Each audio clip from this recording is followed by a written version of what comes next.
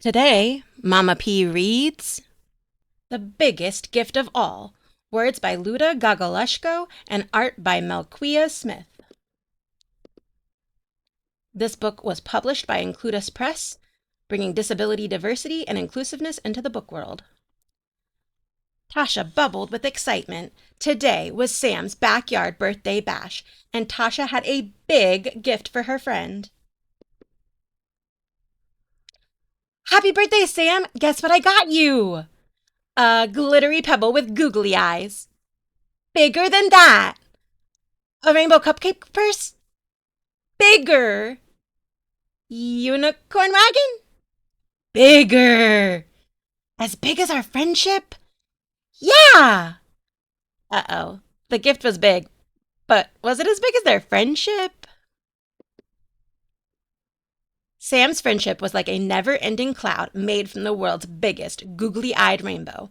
How could Tasha give Sam something that big? Maybe if the other kids brought small gifts, Tasha's would be the biggest. Except that... swoosh!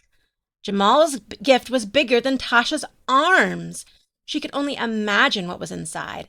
Tasha needed to make her gift bigger for Sam. Tasha filled the bag with leaves, flowers, and twigs. It was bigger than ever, except that... thud. Tasha gasped at Mia and Tia's box. What if they gave Sam an enormous sparkly castle, or something bigger and more magical than that? Tasha could only imagine. Tasha's gift seemed tinier than ever. Her friendship with Sam was not tiny. Sam twirled. I'm so happy everyone is here. Let's do silly dances with our faces. Tasha wiggled her eyebrows, but she was worried that her gift wasn't big enough.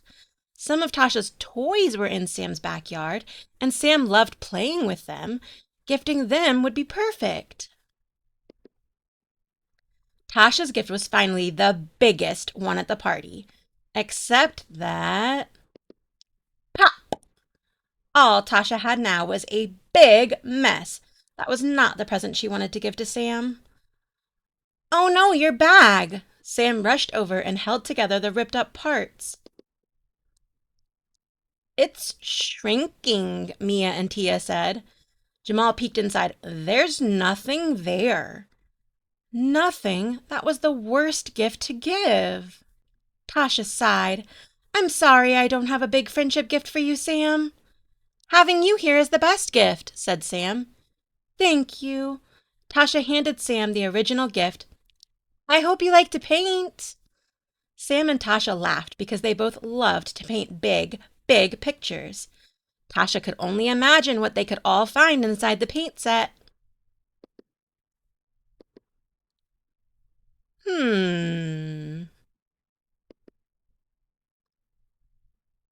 Who wants to paint? Asked Tasha. Everyone cheered.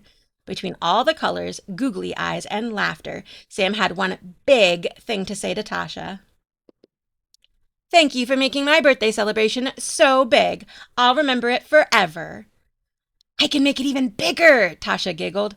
With everyone! She spotted a magical, googly-eyed ice cream castle by the balloon rainbows. Maybe chasing ice cream castle googly eyes with Sam was always the biggest gift of all.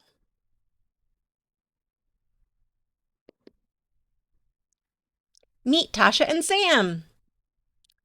On this page, you can decorate Sam and Tasha with your imagination. I'm Sam. I like unicorn trains and making fun art with friends. I'm Tasha. I also like to make art and I like googly eyes. Can I put googly eyes on your wheelchair? Sure, maybe they also have weak muscles and need help moving around. What about my prosthetic leg that helps me walk? The googlier the better! The end. Dots Spots, written by Lisa Mueller and illustrated by Kashif Qasim.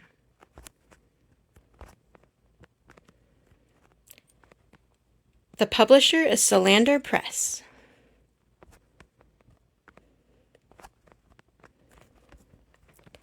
Dot lived in a tiny garden with her mother. Why don't I have spots like yours? Well, dear, you get your spots when you do good deeds for others. Dot did not know what that meant. Dot flew to a nearby tree to ask her friend Molly the spider. Before she could ask her, she noticed that Molly was tangled in her web. Molly was pushing and twisting, but could not break free from the sticky web. I knew I should have listened to my mother. She told me not to walk on the sticky parts, but I did. Now I'm stuck. Don't cry, Molly. I will help you. Dot had an idea. She could chew the web apart. Dot worked hard, chewing it with the sharp edges of her tiny teeth. Soon Molly was free. Thank you, Dot, Molly exclaimed. You saved me. Dot was overjoyed that she had been able to help her friend. Molly, do you know what a good deed is? Dot asked. Sorry, Dot, I don't know what a good deed is, replied Molly. Dot wondered if Chester the worm would know what a good deed is. On her way to find Chester, Dot heard someone crying. She looked down to see Chester sobbing. Dot flew down to him and asked, Chester, why are you crying? I'm lost. I don't know how to get back home, Chester wailed. I was exploring, and now I don't know where I am. I know. I will fly up high in the sky and see if I can find your home. Then I will come back and show you where it is. Thank you, Dot. Please hurry. Dot stretched her tiny wings and flew as high as she could. She strained her eyes, trying to find Chester's home. Finally, she spotted a hole in the ground. Chester's mother sat beside it, looking very worried. Dot quickly flew back to find Chester, still crying. I found your home, Chester. It's not far from here, and I will take you there. There's my mother, Chester yelled. I'm finally home. Chester's mother came to greet them, and she thanked Dot for bringing Chester home. I'm glad I could help, Dot replied. Chester, do you know what a good deed is? No, Dot, I don't know what a good deed is. See you later.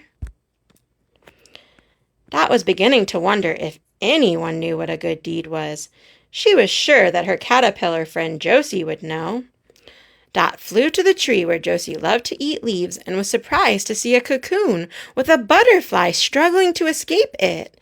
The butterfly's head was out, but she was having a hard time getting the rest of her body out of the cocoon. Dot, I'm so glad to see you! Can you help me? Josie asked anxiously. Josie, is that you? You're a butterfly, Dot exclaimed. Yes, it's me! I can't get out of my cocoon! She began pulling the silky cocoon with her arms. Little by little, the opening became larger, and Josie wiggled out. I'm free! Thank you, Dot!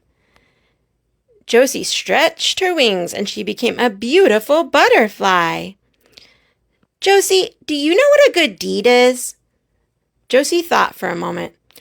I have no idea what you are talking about. She had one last friend to ask. Dot flew off in search of Charlie the ant. She spotted him struggling to carry a piece of apple. Hi, Charlie. What are you doing?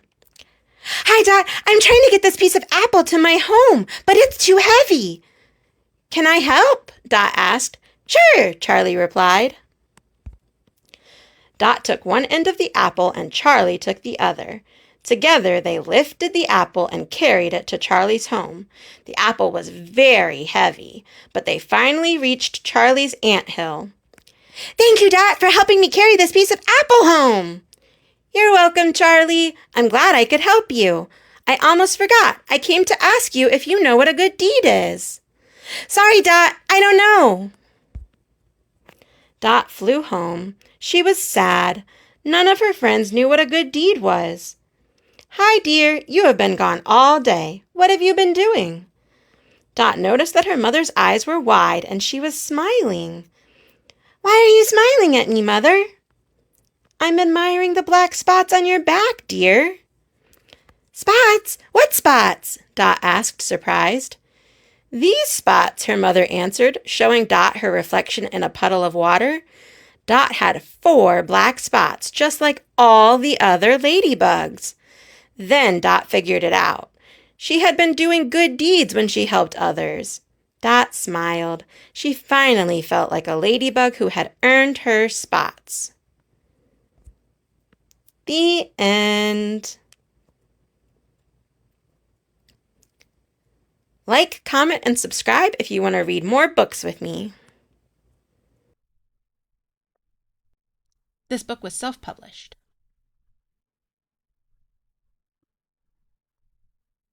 In a small patch of strawberry bush lived a young rabbit named Summer.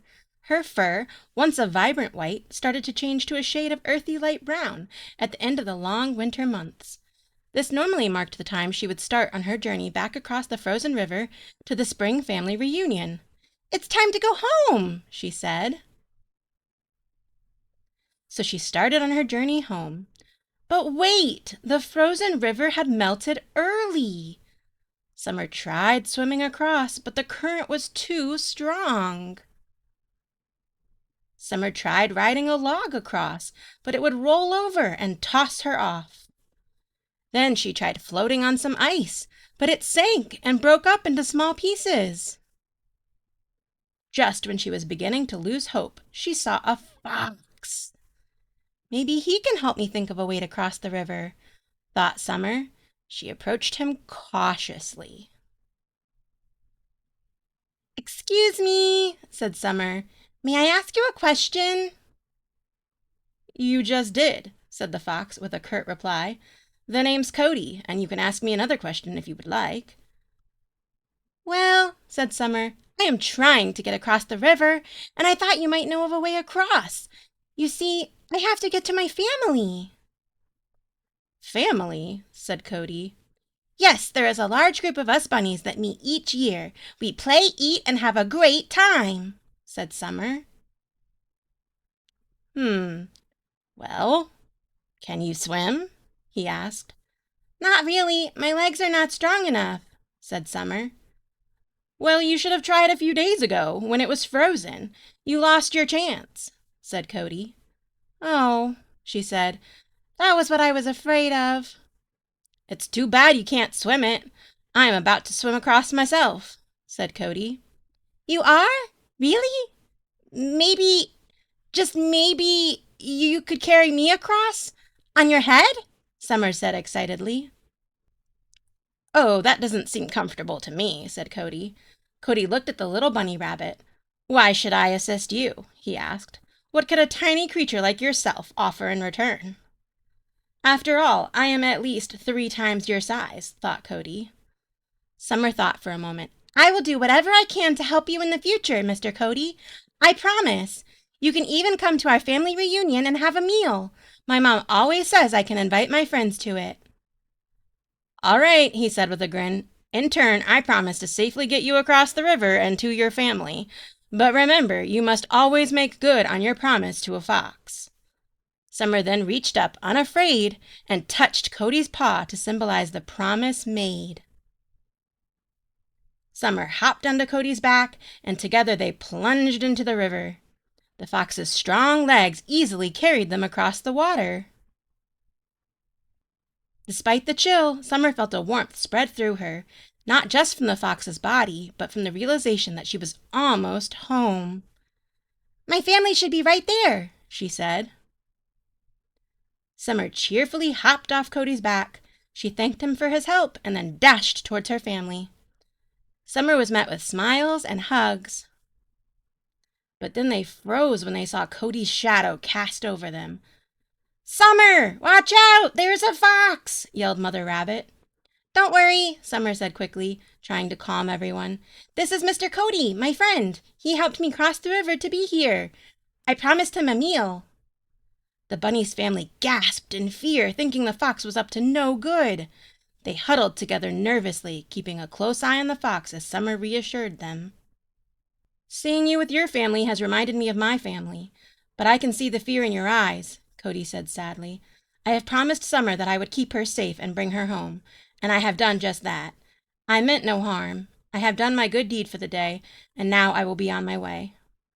With that, he slipped into the woods. Summer, said Mother Rabbit, foxes and bunnies don't get along. That could have ended badly. A few nights had passed, and the family started to gather for the big reunion. All of the family was there. They were playing games, laughing, singing, eating, and having a great time. Then, in the distance, the bunnies heard a loud cry echo through the forest.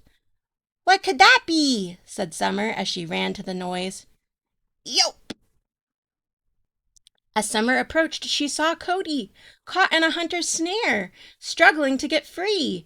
She knew exactly what to do. Summer glanced at the end of the cord holding the snare. When her family saw what Summer was doing, they began to worry. "Summer, wait!" they cried. "What if the fox is angry?" "I made a promise to help my new friend when he needed me," she said as she hopped to Cody's aid. "Mr. Cody, I may be small, but I have big teeth." Then Summer nibbled on the cord until she heard a pop. Grateful for Summer's kindness, Cody smiled in gratitude. "I really did not believe that a little animal of your size would ever be able to help me in return. I am so happy to have you as my friend," said Cody. Summer's family, realizing that they had it wrong, decided that their hearts could be as big as their fears and accepted the two as friends. A promise between two animals led to an unlikely friendship between a clever fox and a small bunny. The two became inseparable, exploring the forest together and helping each other whenever they could. Cody even taught Summer to swim. The end. If you enjoyed this video, please like, follow, and subscribe to read more books with me.